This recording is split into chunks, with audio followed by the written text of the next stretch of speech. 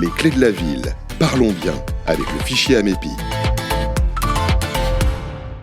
C'est le moment de faire un coup de projecteur sur l'immobilier, on va dire canet, avec notre invité en plateau, responsable du fichier Amépi, on va dire sur l'ensemble Calvados, on va être assez large, Hervé Ronco. Bonjour et merci d'être présent. Merci. Et puis fichier Amépi, donc partage de mandat. Et vous êtes également à la tête de plusieurs agences, je crois. Là, c'est Century 21. Oui, c'est une seule agence. Bon, ça viendra peut-être. Alors, vous êtes ce qu'on appelle un alpha. Un alpha, voilà. D'accord, votre second prénom, c'est pas Roméo, par hasard? Non. D'accord, ok. Donc, alpha, ambassadeur local du fichier Amépi. Absolument. Il faut rappeler que le fichier Amépi, c'est une association, donc c'est un esprit associatif, Absolument. un outil pour l'ensemble des professionnels de l'immobilier. Oui. Alors, extrêmement intéressant. Oui, absolument. Alors, peut-être 3 chiffres clés. Le premier, c'est 2500, comme 2500 €. Ça, c'est le prix moyen au mètre carré d'un appartement ancien, selon les dernières statistiques des notaires. Alors, évidemment, c'est une moyenne.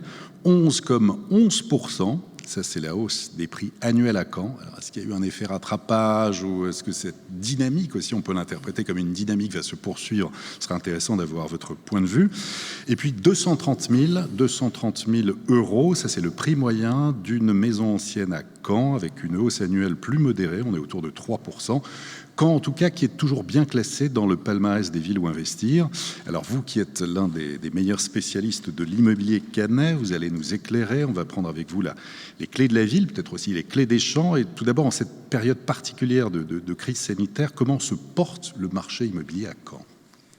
Aujourd'hui, le marché se porte bien. On pouvait s'attendre à une baisse des volumes importante puisqu'on a eu 3 mois d'inactivité, donc ça pouvait générer 25% de volume de vente en moins, et ça n'a pas été le cas sur Caen et sur le bassin canet.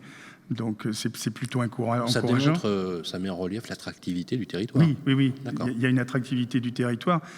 Il y a eu un effet de rattrapage par rapport aux 2 mois de confinement du printemps, on va dire. Mais sur les prix, là, typiquement, quand on ne connaît pas Caen, et on peut se dire, mais plus 11% en un an de hausse, c'est quand même beaucoup. C'est beaucoup. Alors, sur les prix, on est tous unanimes avec mes confrères pour quand même affirmer qu'il faut énormément de discernement sur l'évolution des prix. En effet, en moyenne, on peut constater du plus 10, plus 11.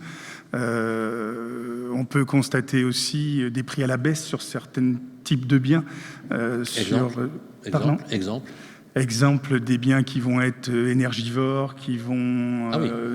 D'accord, c'est valable pour tous les types d'habitations, qui ont une étiquette énergétique. Absolument, et ça va être amplifié avec l'évolution de et ça sera d'ailleurs bientôt plus possible de vendre. Tout à fait.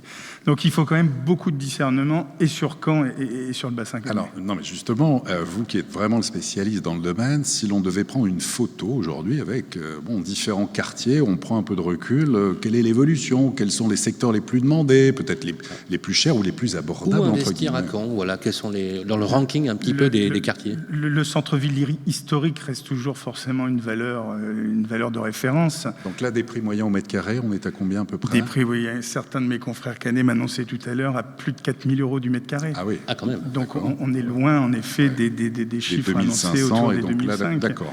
Mais on a aussi, à contrario, sur des secteurs qui évolue très vite en ce moment, sur des secteurs proches de la demi-lune ou autres. Il y a des ventes qui sont réalisées à 1 700 € du mètre carré. Là, on est plutôt au sud, à l'ouest. On est sur la sortie est, sur la sortie est de Caen.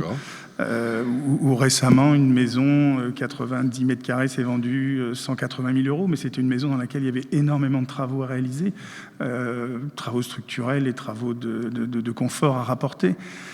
Donc il faut avoir ce discernement. Des quartiers qui ont pris une valeur particulière ces dernières années en fonction d'aménagement urbain ou de différentes choses. Alors lesquels, par exemple? Par exemple, ces quartiers au-dessus de la gare et autres sont en pleine mutation parce que le temps passe, les générations se succèdent et des jeunes investissent dans ces quartiers-là parce que ce sont des prix un peu plus abordables et contribuent à embellir. Il faut parier d'ailleurs sur ces quartiers, et effectivement, pour justement qu'ils se renouvellent. C'est des bonnes options d'investissement, non? Oui, actuellement, oui, bien sûr. Donc pour vous, un marché quand même dynamique pour l'instant. Quand intramuros, maintenant, si on s'éloigne un petit peu, les communes autour, là aussi, est-ce qu'il y a une attractivité particulière? Oui, on peut constater une première couronne. qui va être une couronne qu'on qualifie, nous, de la couronne bus de ville.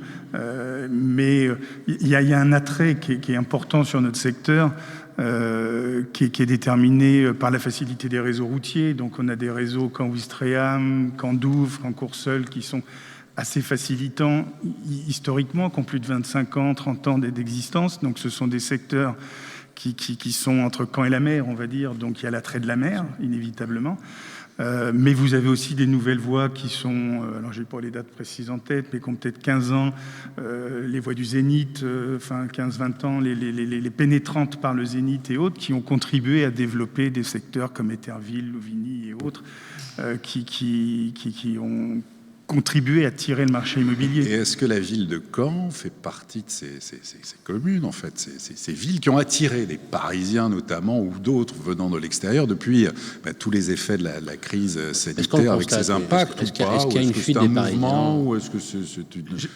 Ça ne semble pas flagrant chez nous. D'accord. Quand on en parle entre nous, il y a en effet peut-être...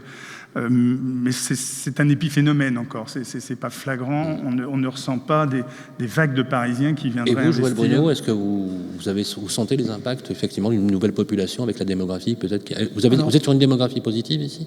Oui, alors il y a une inversion pour la première fois depuis très longtemps, parce que c'est une ville-centre qui a perdu des habitants, notamment sous l'effet de la décohabitation, etc., et puis d'un étalement urbain sans doute un peu exagéré qui a été fait au cours des 30 ou 40 dernières années. Mais c'est vrai qu'aujourd'hui, on voit ici ou là, enfin ponctuellement, on a des indices, si vous voulez, des indicateurs d'un certain nombre de nouveaux arrivants, en particulier venant de la région parisienne. Ah, vous avez des indicateurs? On en a, mais en revanche, on n'a pas de quantification objective, quoi. Donc c'est encore trop tôt, je pense.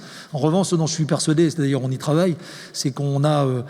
En fait, on coche toutes les cases de ce que peut rechercher, en particulier un jeune couple d'actifs qui souhaite quitter la région parisienne, parce qu'on associe à la fois effectivement une agglomération à une ville de taille humaine, ce qui donne une vraie qualité de vie de surcroît proximité de la mer, avec en même temps une dynamique économique qui offre aussi des emplois, parce que c'est quand même à la base ce dont a besoin quelqu'un pour s'installer quelque part. Mais vous avez entièrement raison. Et Joël Bruno, d'ailleurs, sur l'évolution de ces prix, sur ces plus 11% pendant un an, d'après les notaires, comment vous l'interprétez? C'est bien, ça prouve la dynamique de Caen, ou au contraire, attention, les prix commencent à trop augmenter? Oui, comment vous l'observez, vous? Alors, d'abord, il y a un phénomène un peu général qui fait qu'aujourd'hui, la pierre est considérée comme une valeur refuge et dont le potentiel de valorisation est sans doute meilleur que, par exemple, la bonne vieille assurance vie en fonds euros, tout simplement. Il y a déjà cet aspect-là. Et puis, il y a la deuxième chose aussi, c'est que je pense effectivement que, en particulier sur la ville, on voit revenir un certain nombre de personnes qui, avant, justement, s'étaient éloignées et qui... parfois sous la pression de leurs propres enfants, veulent se rapprocher pour bénéficier de toutes les activités sportives, culturelles qu'une ville comme la nôtre peut offrir, avec en plus un réseau de transport en commun relativement étoffé, quoi. Donc c'est tout, mais sur l'aspect prix, il n'y a pas plus d'étonnement que ça? Vous pensez que on est de toute façon une ville qui, depuis qu'on a réussi à surmonter, comme d'autres, le choc des années 88, 88-90, depuis cette époque-là, et en particulier sur les 7-8 dernières années, on a un marché immobilier extrêmement dynamique. Chaque année, sur la ville de Caen, on est aux alentours de 1000 logements neufs construits, pour lesquels il n'y a pas de difficulté de commercialisation. Le stock n'augmente pas. Vous continuez à signer des permis de construire? On continue bien sûr à signer des permis de construire. Ça va faire plaisir aux promoteurs. Et la chance qu'on a aussi à Caen, c'est que, quand vous parliez tout à l'heure de garder des traces du passé, on a aussi la chance de reconstruire sur la ville, dans certains quartiers, en particulier sur l'ancien quartier industriel-portuaire, ce qu'on appelle la presqu'île, qui est une très grosse, à l'échelle nationale d'ailleurs, un espace reconnu par l'État d'intérêt majeur, un peu l'équivalent de ce qu'a connu Nantes avec l'île de Nantes il y a 15 ou 20 ans. Et la presqu'île, c'est à terme 2500 logements sur les 15-20 dernières années, en hyper proximité du centre-ville, avec effectivement des premières phases qui sont lancées en programme immobilier neuf, qui ont trouvé... il y a ici dans la salle des gens qui connaissent le sujet mieux que moi. On va l'évoquer tout à l'heure, les aménagements urbains, l'immobilier neuf et tout ça. Qui ont effectivement trouvé des preneurs à des niveaux relativement élevés. Oui. Juste pour revenir sur l'aspect véritablement logement, là aussi, ça peut être l'aspect investisseur. Quand on voit que des villes comme Paris, comme Lille, comme dernièrement Bordeaux, Lyon, mais aussi Grenoble ou Strasbourg, font une politique d'encadrement des loyers. Quelle est, vous, votre position dans le domaine ? D'une manière générale, je ne suis pas très économie administrée. Alors ça vient de plus en plus à la mode, hein, je sais bien. Je pense que ça va être un des sujets des prochaines présidentielles, puisqu'on va nous proposer globalement de réindustrialiser la France de manière administrative et puis de jamais rembourser les dettes. Mais pour être plus sérieux, d'une manière générale, chaque fois qu'on cherche à administrer beaucoup les mécanismes naturels de l'offre et de la demande, qui ne sont pas parfaits, hein, il y a souvent de gros inconvénients. L'encadrement des loyers, souvent, ça a été en même temps, la conséquence principale a souvent été la pénurie d'offres. La pénurie d'offres. Alors nous, on préfère ici à Caen plutôt trouver des solutions, non pas d'administration, mais quand même de nous organiser via un office foncier solidaire pour proposer, je vous parlais tout à l'heure du quartier de la Presqu'île.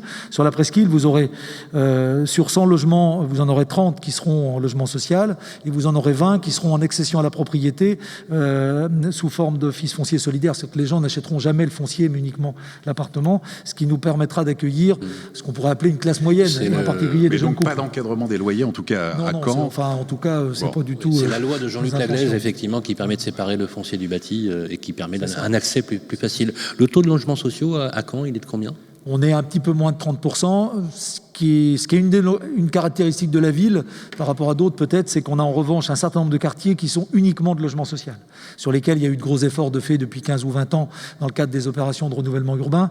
Mais l'un de nos objectifs, c'est effectivement de remettre de la mixité dans ces quartiers et d'en remettre aussi, évidemment, de remettre de la mixité également dans les quartiers où il y avait jusqu'ici pas du tout de logement social, pour avoir ce qu'on pourrait appeler une sorte de peuplement harmonieux, toujours dans cette idée de participer en gros à une qualité de vie pour tous. Et une très grande partie d'ailleurs des logements cannais, 55% ont été construits entre 1949 et 1974. Tout à fait, et c'est pas du tout lié qu'à la reconstruction de la ville, hein. C'est surtout lié à l'expansion de la ville qui s'est faite surtout dans les années 60-70. Hein. C'est une ville qui a connu une très grosse expansion à ce moment-là, puisque le summum en termes de population a été atteint de mémoire, je crois que c'est en 76, on est monté à 100... tout près de 130 000 habitants. Contre combien aujourd'hui ? Voilà, alors qu'aujourd'hui on est à 106 000. Donc, alors pour la première fois, on commence à retrouver des habitants, mais c'est vrai aussi qu'il y a eu toute une période, notamment, en gros, il y a une quinzaine d'années, où en fait on construisait très peu sur Caen. Hein.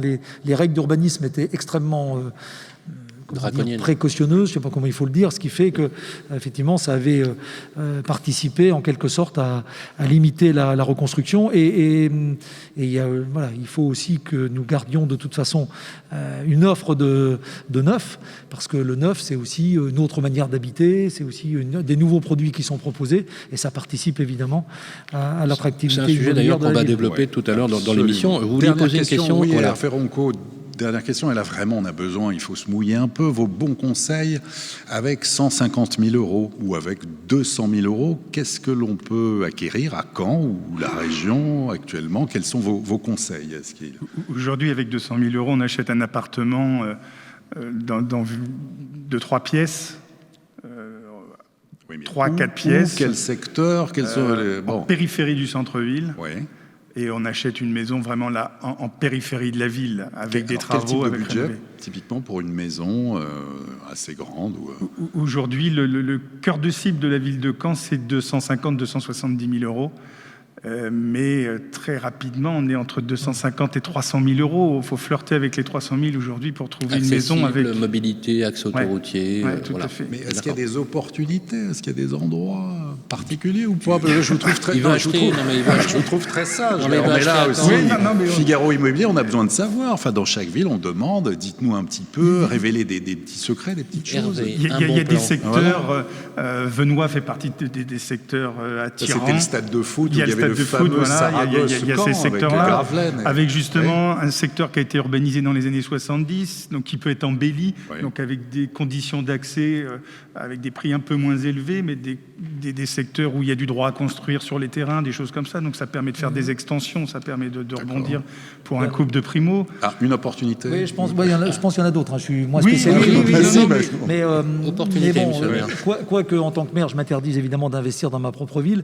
Mais en tout cas, si je devais investir, choisir, moi je privilégierais en particulier les secteurs de la reconstruction, en particulier l'îlot Saint-Jean, sur lequel de surcroît on peut bénéficier du dispositif fiscal de Normandie, et qui offre en fait des appartements qui sont souvent très agréables, dans lesquels il y a évidemment besoin de faire un certain nombre de travaux, certes, mais qui sont souvent des appartements traversants, bien orientés, lumineux, et où il y a effectivement aujourd'hui des vraies opportunités, en ce sens que, bon, quand même, la règle de l'immobilier, c'est quand même le placement.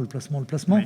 C'est quand même hyper bien placé, en hypercentre, et aujourd'hui, vous pouvez trouver des biens qui sont, allez, on va dire aux alentours de 2 000 € le mètre carré, et qui jouxtent des immeubles neufs qui, eux, sortent à des petites surfaces, des moyennes surfaces, qui vont sortir à 4 500. Donc j'ai tendance à penser qu'entre le 2 000 rénové et le 4 500, il y a un moment où ça se rapproche. Okay. Mais bon, c'est juste un conseil amateur. Il y a une question complémentaire qu'il faut que nous posions à Hervé. Hervé, le taux moyen de la location, est-ce qu'on peut louer facilement à Caen? Oui, on loue facilement. Quel est le prix moyen de la location? Le prix moyen annoncé, il est de 545 €. Par mois? Oui, par mois, absolument. Mais le prix moyen au mètre carré, il est de combien? 9 €, 11 €, 10 €? On est entre 10 et 12 €. D'accord. Dans le top ou... C'est un peu calé sur le Pinel. C'est un peu calé sur le Pinel, absolument. Vous voulez dire qu'il y a des options qui sont liées quand même beaucoup à la fiscalité du Pinel? C'est ça que vous êtes en train de dire? En tout cas, dans le neuf, effectivement, on a beaucoup d'investisseurs en Pinel. C'est un peu une caractéristique. Donc ça permet de plafonner les loyers? Trop, non, plutôt que des excédents. Ce serait mieux qu'on ait davantage d'accédants, objectivement. Cela dit, les investisseurs souvent deviennent accédants. Parce que le schéma qu'on voit classiquement, ce sont des gens qui habitent qui sont d'abord des locaux avant tout, qui sont originaires majoritairement du Calvados, de l'Orne ou de la Manche, et qui, pour beaucoup, alors c'est un sujet en termes d'équilibre de la population sur la ville, mais dans les programmes, entre guillemets, un peu haut de gamme, on a beaucoup de personnes qui achètent en prévision de leur retraite pour bénéficier des avantages de la ville à ce moment-là.